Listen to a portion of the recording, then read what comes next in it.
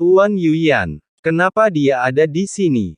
Setelah perang Zonggu dan yang lainnya perlahan-lahan mendekat, saat aku melihat bayangan indah di langit dengan jelas mereka semua tampak heran, apa yang mereka bicarakan, bagaimana kalau kita lebih dekat? Long Biao menajamkan telinganya. Saya ingin mendengarkan percakapan antara Xiao Yan dan Yuyan, sepertinya penasaran dengan segalanya. Semua orang melirik Long Biao, tapi tidak ada yang mengatakan apapun. Tidak ada yang berani mendekat, siapa yang tahu kata-kata memalukan apa yang diucapkan kedua monster tua di udara itu. Jika Anda mendengar sesuatu yang tidak seharusnya Anda dengar, bukankah ini jalan buntu? Zonggu juga menggelengkan kepalanya. Lebih baik tunggu saja di tempat Anda berada. Xiao Yan akan memanggil mereka nanti. Dalam hal ini, lebih baik jangan bergerak maju dengan santai. Katakan padaku bagaimana kamu mengenalinya. Di mana aku mengungkapkan rahasiaku? Yuyan mengangkat kepalanya, matanya tampak berpikir. Ingat di mana Anda melakukan kesalahan? Tebakanku. Xiao Yan menjawab dengan santai, kamu dapat menebaknya. Kelopak mata Yuyan langsung melonjak saat mendengar ini. Ya, menurutku, Xiao Yan berkata dengan serius lagi, Tuan Yuyan, tolong berhenti bertindak. Jika Anda menolak dengan keras, tidak ada yang bisa aku lakukan padamu. Sejak dia muncul, dia pasti sudah siap. Melihat perubahan ekspresi di wajah Yuyan, adapun Xiao Yan, yang juga merupakan monster tua, lihat sekilas, haha, berurusan dengan orang pintar terkadang sangat membosankan. Setelah Yuyan berhenti sejenak, dia menatap Xiao Yan lagi. Senyuman muncul di wajahnya dan dia tidak lagi menyembunyikannya. Apakah ini sebabnya Tuan Yuyan datang ke sini? Kata Xiao Yan sambil membalikkan telapak tangannya. Pil pemecah racun Tianling muncul di tangannya. Setelah makan, aku ingin tahu apakah aku bisa mempercayakanmu untuk mengolahnya lagi. Lezat. Yuyan menatap Xiao Yan dengan kilauan di matanya yang indah. Keduanya tersenyum, belum ada waktunya, klon ini tidak memiliki kemampuan untuk memurnikan ramuan, jawab Xiao Yan, dia sengaja mengatakan itu. Yuyan bukanlah diri si yang sebenarnya dari alam dewa kekacauan. Xiao Yan juga harus menyelamatkan tangan, tidak ada yang tahu apa yang dipikirkan orang lain, jadi Xiao Yan ingin membuat Yuyan merasakannya, dia hanyalah tiruan lagi pula. Masing-masing dari keempat tubuh ini telah mencapai keabadian ilahi. Terlebih lagi, dewa ini, jika dia tahu bahwa ini adalah identitas asli Xiao Yan, terobosan langkah ketujuh saja tidak cukup. Selain itu, klon dari dewa asli masih terlalu lemah. Ini tidak sesuai dengan alam dewa kekacauan, dan sama dengan dugaan Xiao Yan, seharusnya tidak ada orang lemah yang bisa memasuki alam dewa kekacauan. Dunia memusuhi yang lemah, Xiao Yan tidak cukup kuat sekarang, tapi kita tidak bisa membiarkan Yuyan berpikir dia seperti ini. Apakah dirimu yang sebenarnya ada di dunia sensi? Benar saja, tebakanku benar, aku memutuskan itu adalah tiruan. Kalau tidak, seharusnya tidak terlalu lemah. Yuyan mengangguk dengan serius dan berkata. Mata Xiao Yan bergerak-gerak saat mendengar ini. Kekuatanku sendiri juga tidak terlalu lemah.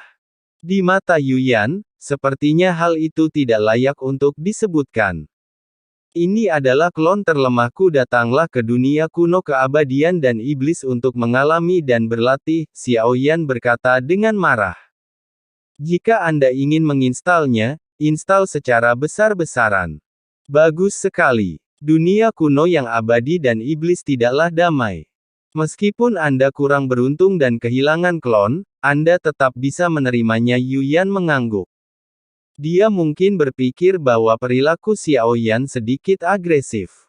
Tapi tentang kita lebih baik tidak membahasnya dengan santai, lebih baik tidak menyebutkannya. Alasannya harus jelas bagi Tuhan, kata Xiao Yan berpura-pura menjadi misterius.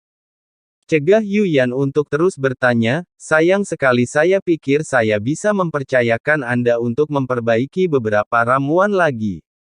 Kata Yuyan dengan menyesal. Tuan Yuyan membutuhkan pil pemecah racun Tianling, apakah karena ada racun yang perlu didetoksifikasi? Xiao Yan bertanya dengan rasa ingin tahu, itu tidak benar menurutku ramuan itu rasanya sangat enak. Yu Yan tersenyum dan berkata dengan canggung. Bagaimanapun, ini adalah hobi kecilnya. Xiao Yan terdiam sesaat. Dugaan saya sebelumnya salah total. Ramuan 4 tingkat yang dimurnikan bukanlah yang dia butuhkan. Hanya karena dia suka minum pil, jika begitu saya hampir tidak bisa memperbaiki tiruan saya ini. Sebagai gantinya Tuan Yu Yan, selanjutnya silakan ikut saya jalan-jalan. Masih banyak orang berkuasa di dunia hebat ketika saya tidak bisa mengalahkan Anda, bisakah Anda membantu saya? Xiao Yan berkata sambil tersenyum. Karena kedua belah pihak sudah menjelaskannya, maka tidak perlu menyembunyikannya dengan pengawal super di sisiku, lalu Xiao Yan benar-benar bisa merajalela di sini selanjutnya, tentu tapi tujuanku yang sebenarnya kali ini bukanlah obat mujarab. Kamu harus tahu Yu Yan menjadi serius dan memandang Xiao Yan dengan serius. Kehendak makhluk abadi dan iblis telah memilihmu, namun apakah ada cara untuk memperbaiki hambatan dunia ini? Xiao Yan terlihat tenang saat mendengar ini dan tidak mengangguk. Tidak menggelengkan kepalanya, Tuan Yu Yan adalah pembangkit tenaga listrik tertinggi di dunia abadi dan iblis. Anda juga harus memahami betapa sulitnya memperbaiki penghalang dunia di dunia kuno keabadian dan iblis. Anda dan saya juga tahu bahwa hanya ada 2 metode. Xiao Yan tampak malu. Dia menggelengkan kepalanya dan berkata tanpa daya, itu saja, menyelamatkan dunia. Memang tidak bisa dilakukan oleh satu orang. Ngomong-ngomong, apa hubunganmu dengan Evil Lord? Kata Yu Yan ringan. Xiao Yan tiba-tiba merasakan firasat buruk, apa yang terjadi? Mungkinkah yang saya temui di alam sejati Suanyin adalah istri dan selir yang ditinggalkan oleh Yang Mulia? Sekarang giliran dewa jahat di dunia kuno yang abadi dan iblis. Sangat mustahil bagi Xiao Yan untuk mengatakan bahwa dia tidak ada hubungannya dengan Raja Jahat. Tanda di alis bisa dilihat sekilas selain pertempuran sebelumnya di Zidian, Raja Iblis Fei Hong yang mengendalikan klon Raja Jahat. Adegan ini pasti pernah dilihat oleh Yu Yan, hanya saja yang tidak diketahui Xiao Yan. Yu Yan bertanya apa maksud kalimat ini, apakah ada sesuatu antara dia dan Raja Jahat?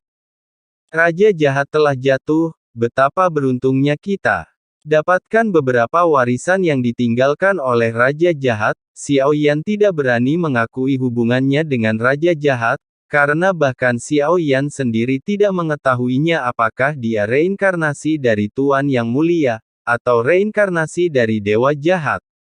Iya, dia sudah lama terjatuh, saya hampir tidak mengingatnya, kata Yu Yan sambil menghela nafas. Xiao Yan mengangkat alisnya dan mendengar ini, keduanya harus mempunyai keterkaitan yang tidak dapat dipisahkan. Saya hanya tidak tahu kedalaman hubungan itu. Mungkinkah kamu dan Raja Jahat adalah? Xiao Yan mencoba bertanya daripada menebak-nebak, lebih baik bertanya langsung. Hanya pejalan kaki dalam hidup dia meninggalkan jejak kaki padaku, jejak kaki yang tidak bertanggung jawab. Kata Yu Yan, mata menjadi sedikit lebih dingin. Xiao Yan tersenyum pahit di dalam hatinya, saya tidak menyangka itu hanya tebakannya saja. Saat itulah aku bertemu dengan janda Raja Jahat lagi. Sungguh sial, aku tidak tahu banyak tentang Raja Jahat. Sayang sekali. Xiao Yan berhenti dan berkata. Yu Yan menatap Xiao Yan, matanya yang indah dipenuhi kilauan. Tampaknya Xiao Yan menjadi semakin bersalah. Sudut mulut perlahan naik. Kamu seharusnya bukan reinkarnasi dari Raja Jahat, kan? Yu Yan menyipitkan mata indahnya dan menatap Xiao Yan. Saat ini, Xiao Yan tiba-tiba mengeluarkan keringat dingin dari belakang. Mustahil.